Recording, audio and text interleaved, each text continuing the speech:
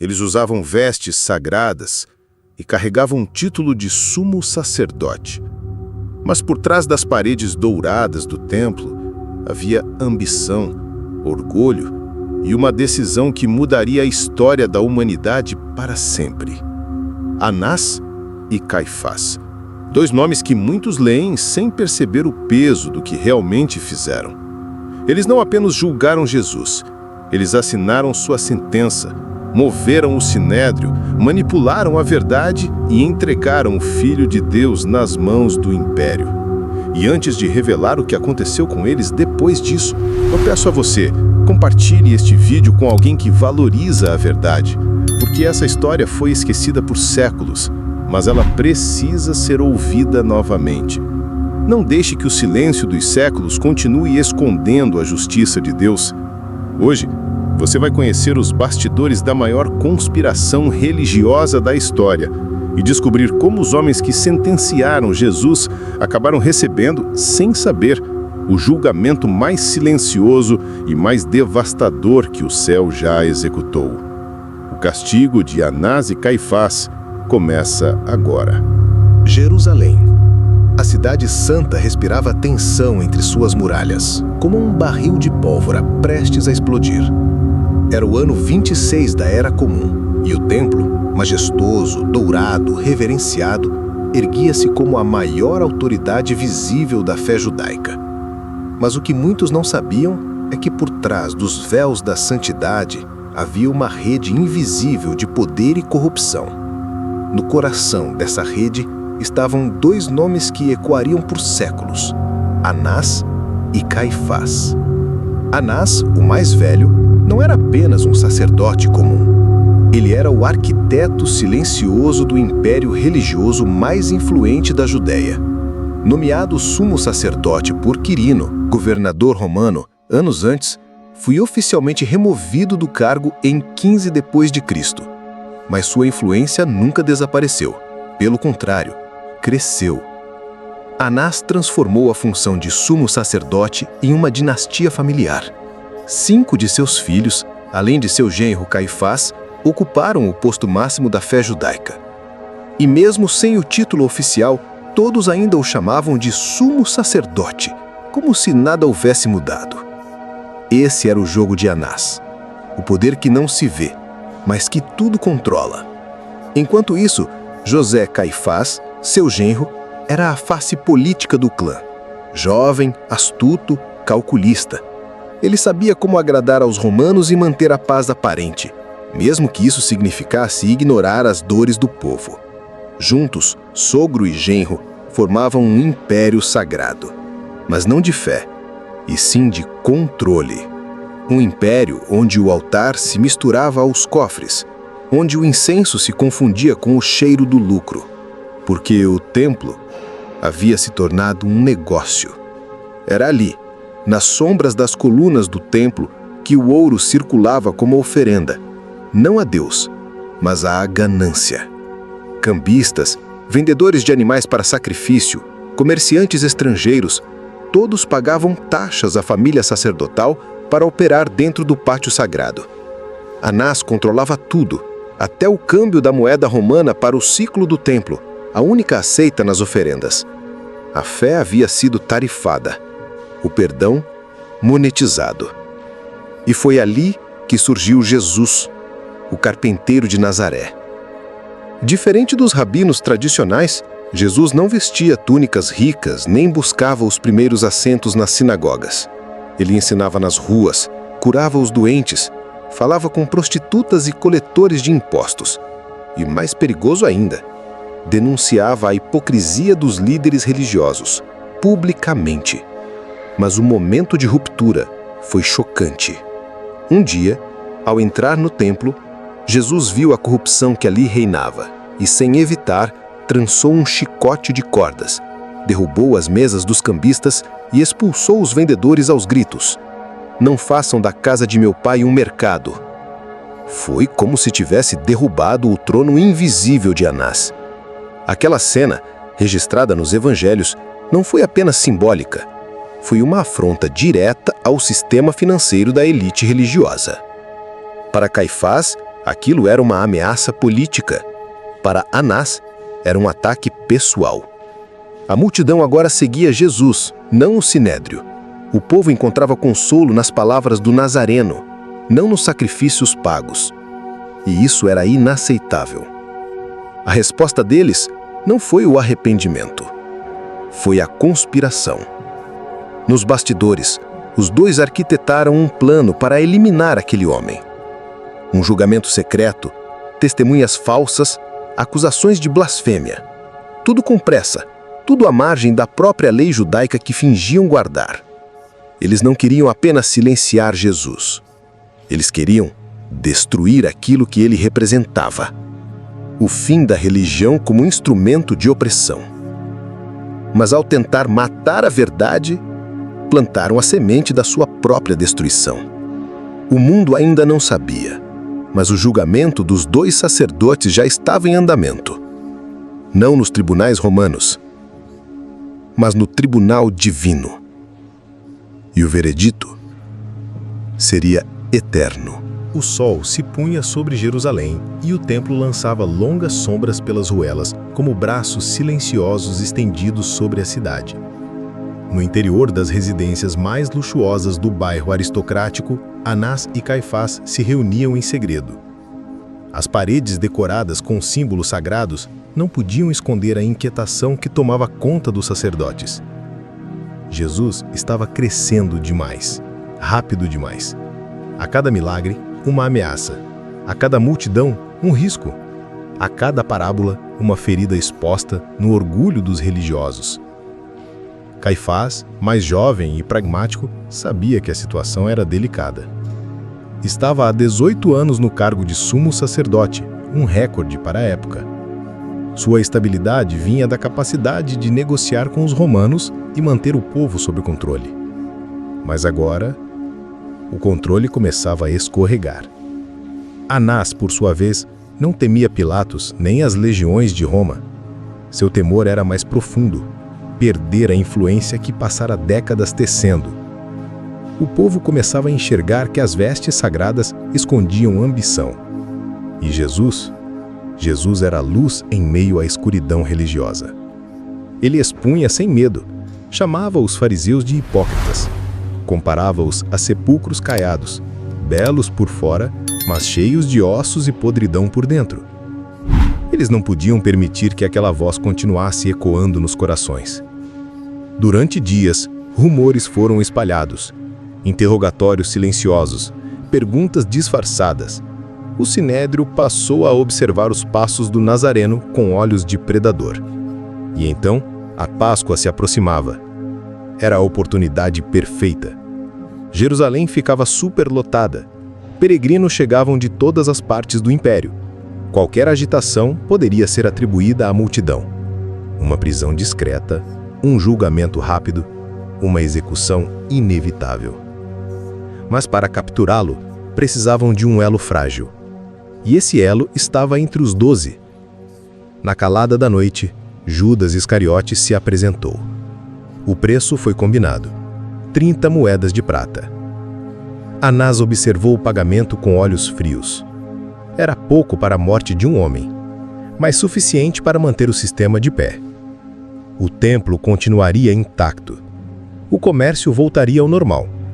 As orações continuariam sendo lidas. Mas o santuário já não pertencia a Deus, e sim à manipulação. O que Anás e Caifás não sabiam é que a maior ameaça ao sistema não era o corpo de Jesus. Era o impacto que sua ausência deixaria, o eco de sua entrega, a força do seu sacrifício.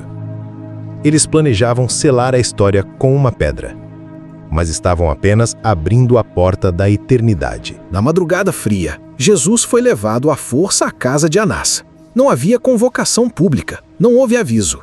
O julgamento começava longe dos olhos do povo, porque não queriam justiça, queriam silêncio. Anás o olhou nos olhos. Pela primeira vez, estava diante daquele que tanto perturbava sua paz dourada. Não viu um agitador, nem um mentiroso. Viu firmeza, serenidade, verdade, e isso o incomodou profundamente. Suas perguntas eram armadilhas, mas Jesus não caiu em nenhuma. Respondeu com a autoridade de quem conhecia o coração de cada homem. De lá, o levaram até Caifás. O sinédrio foi convocado em caráter de emergência, algo ilegal segundo a própria lei judaica. As testemunhas que se apresentaram se contradiziam, nenhuma versão se sustentava. Até que 2 pessoas alegaram ouvir Jesus dizer que destruiria o templo e o reconstruiria em 3 dias. Era tudo o que precisavam. Mas eles sabiam, não era literal, ele falava do seu corpo. Caifás rasgou suas vestes em gesto simbólico. Blasfêmia! Gritou. A condenação foi selada ali, sem base, sem justiça, sem verdade. A pressa era tanta que o julgamento continuou mesmo com o nascer do sol. Era preciso levá-lo logo a Pilatos. Somente os romanos podiam autorizar uma execução.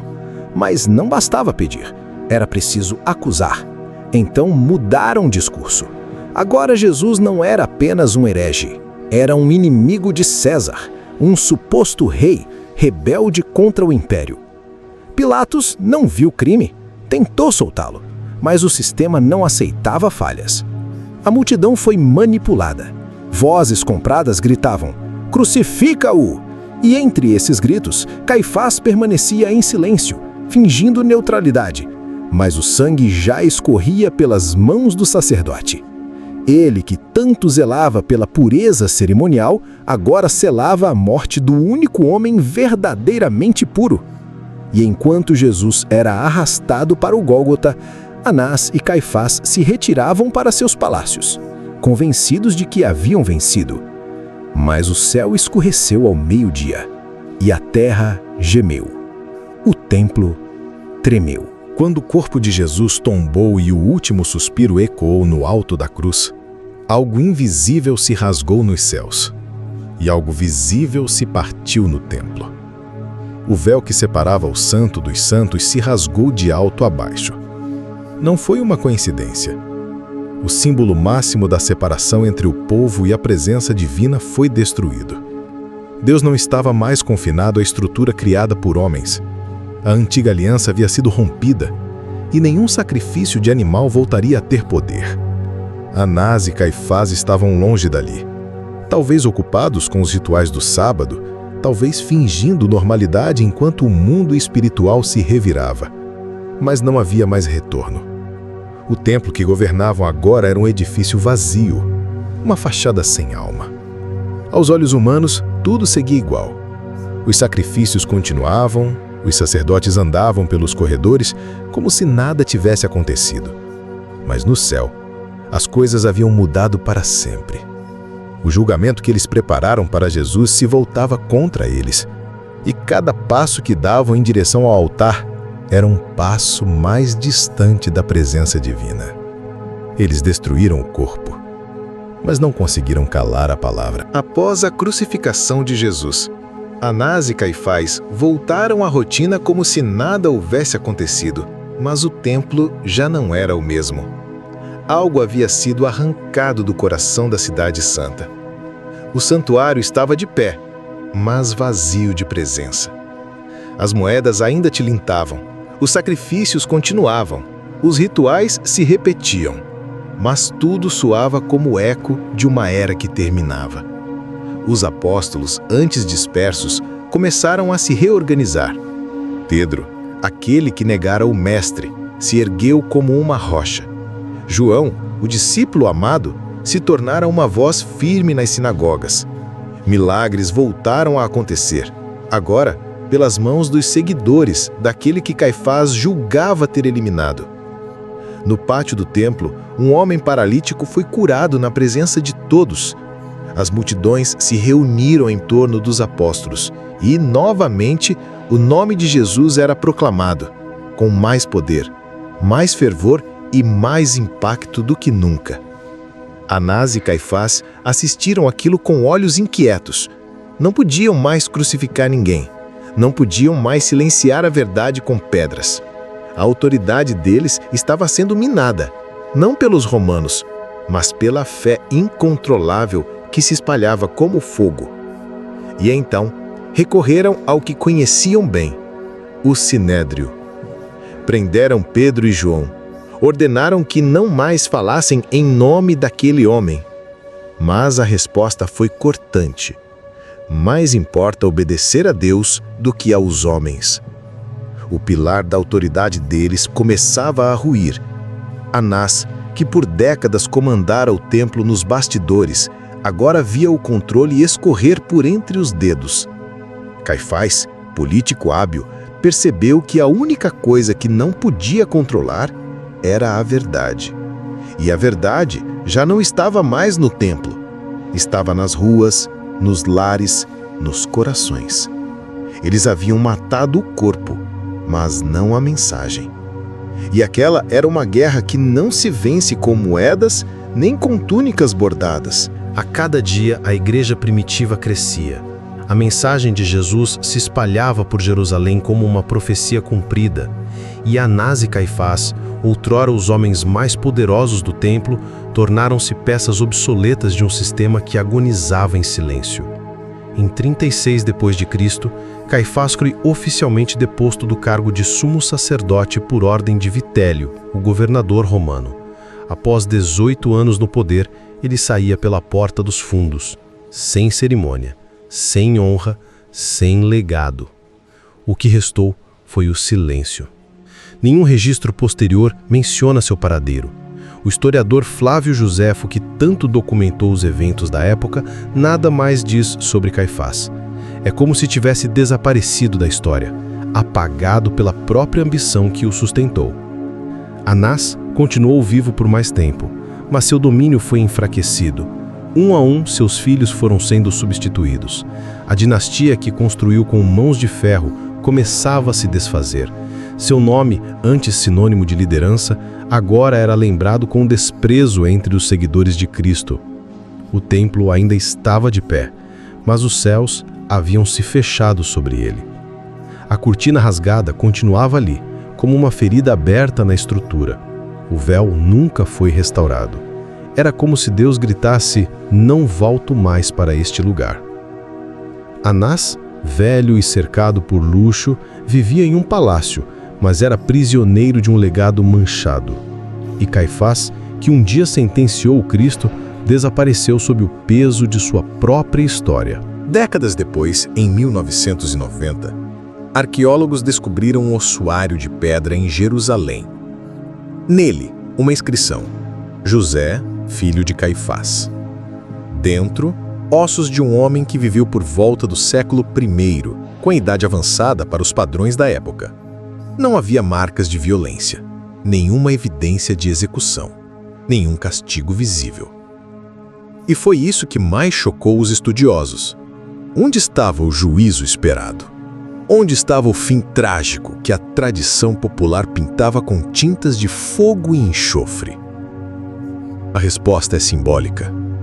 O verdadeiro castigo não foi físico, foi histórico. O nome de Caifás ficou registrado como símbolo do fracasso de um sistema religioso corrompido. Seus ossos, trancados numa caixa de pedra, são a metáfora final de sua trajetória. Aprisionado dentro da própria ambição, fechado entre as paredes de um tempo que não volta mais. Anás, por sua vez, jamais teve um ossuário encontrado, mas sua linhagem desapareceu com a destruição do templo. Seus filhos e netos perderam tudo quando o altar foi transformado em cinzas. Sua fortuna virou pó. O templo desabou, mas a cruz permaneceu.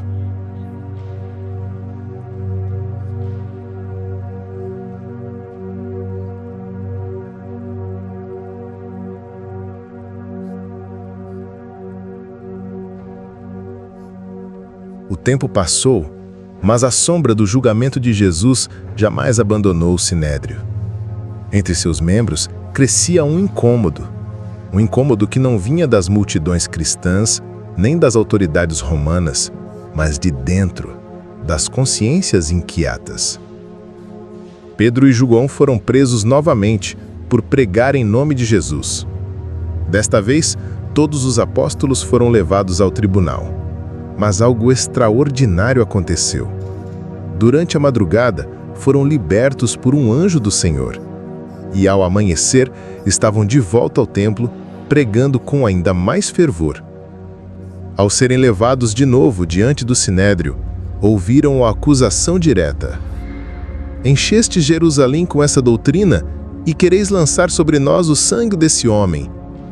Atos 5, versículo 28. Essa frase revelava tudo. Eles sabiam o que haviam feito, sabiam que haviam condenado um inocente, e sabiam que agora o povo os via como traidores da promessa, não apenas da lei, mas do Messias. A cada milagre, a cada conversão, era como se o julgamento fosse reencenado. O nome de Jesus crescia e os rostos dos que o condenaram se tornavam pálidos diante da verdade. A presença dos apóstolos nas ruas, o impacto de suas palavras, a manifestação do Espírito, tudo isso era uma constante lembrança de que haviam escolhido proteger o sistema e não a justiça. Anás e Caifás foram derrotados antes mesmo de morrer, porque o maior castigo é viver com a verdade que se tentou matar. O ano era 70 depois de Cristo. O general romano Tito cercava Jerusalém com legiões impiedosas. O templo, orgulho dos sacerdotes, estava prestes a cair. Foi saqueado, incendiado, destruído pedra por pedra.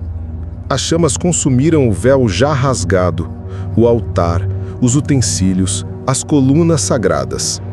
O ouro escorreu entre as pedras e soldados cavaram até o chão para recuperá-lo. Nada ficou de pé.